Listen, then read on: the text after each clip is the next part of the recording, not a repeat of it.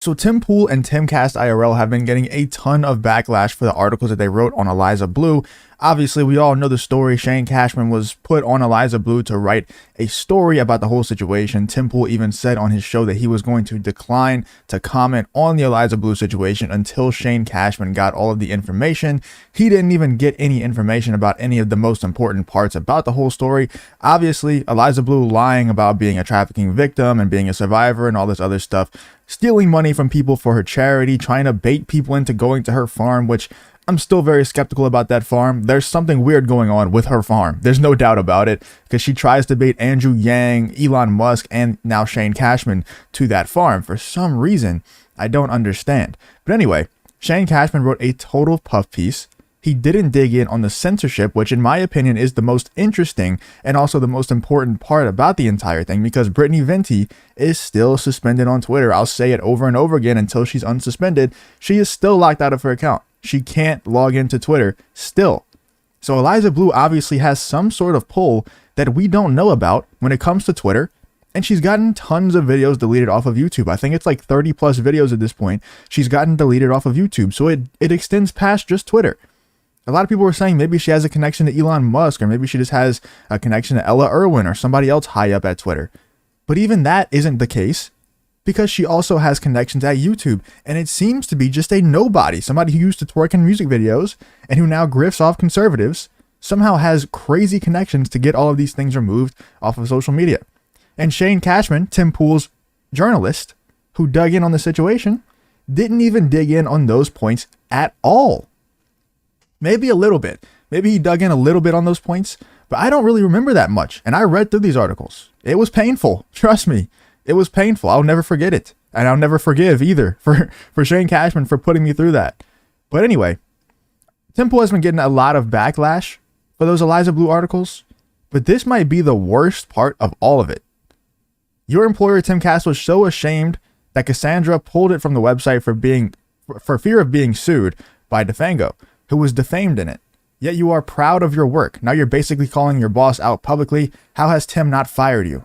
So right after the article was pulled, Shane Cashman tweeted this: I am grateful that Eliza Bleu trusts me with her story. Bad grammar, I know. I am grateful for my readers. I am proud of my work. I am blessed with these opportunities. There has been no new information brought to light that would sway my belief in her, nor played a role in the removal of the series. So what did play a role in the removal of the series? If it was no new information, what played the role in the removal of the series? Please, let us know. Enlighten us, please. Because we all think that it's some new information that we got, / Tim got, about being sued. So if that's not the case, if it's not new information, then tell us what played a role in the removal of the Eliza Bleu series. CJ says, don't lose focus that she is the editor, remember. I think he's talking about Cassandra, who usually edits these, but I don't think Cassandra actually edited this one. This is the guy who hit publish, Chris Carr. Chris Carr is the executive editor for that article, I believe. And I think that people said that even whenever the article first came out. But here is the part that I'm talking about right here. It seems like Defango is threatening some sort of lawsuit against Tim Pool, even though they did remove the articles. It seems like he thinks that he has grounds to stand on for defamation still, even though they did delete it because it existed. I'm no legal expert, but it definitely was.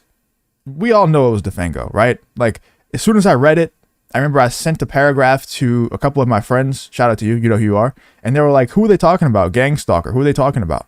And I was like, I think it's Defango. Like, I immediately knew. I think a lot of other people immediately knew it was Defango. So it was, I definitely think that he had a ground to stand on with defamation while the articles were still up. I don't know if they take it down, if it changes it at all. It might not change it at all. I don't know. Let me know in the comments if you're a legal expert and you know. Does them removing the articles in their entirety change the defamation case at all?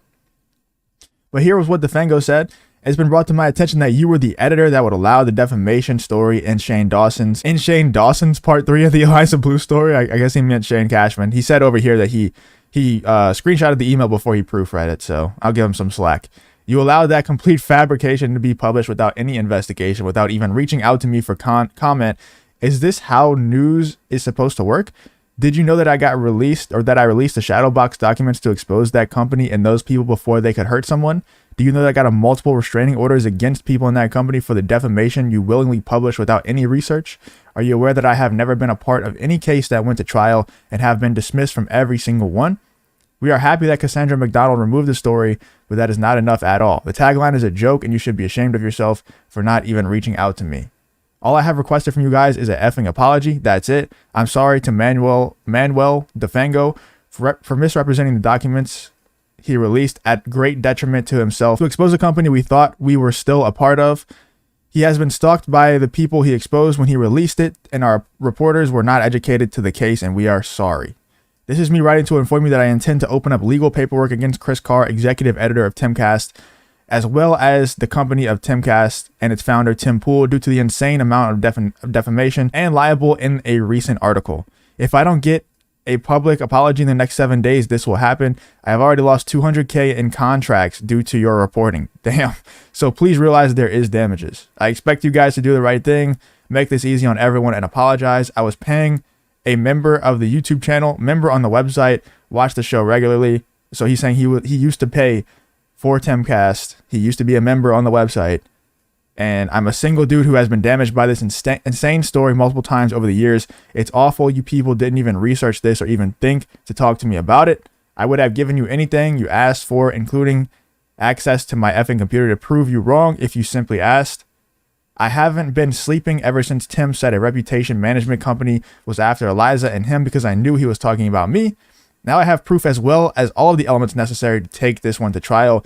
From your Timcast IRL show comments and Shane Cashman's podcast interview a day before the article released that clearly names me. I'm not asking to be on your show. I'm not asking for a handout. I'm simply asking you to do the right thing by me, your subscribers, and yourself. So yeah, Shane Cashman also did go on a podcast the day before the article was released, or at least the podcast was released the day before the article came out. And he did mention Defango. It was obvious that they were talking about Defango in that. It was obvious that they were talking about Defango in the Eliza Bleu story, where he kept calling him a gang stalker. I guess he thought that he could get away from the lawsuit stuff by just changing Defango's name out for gang stalker.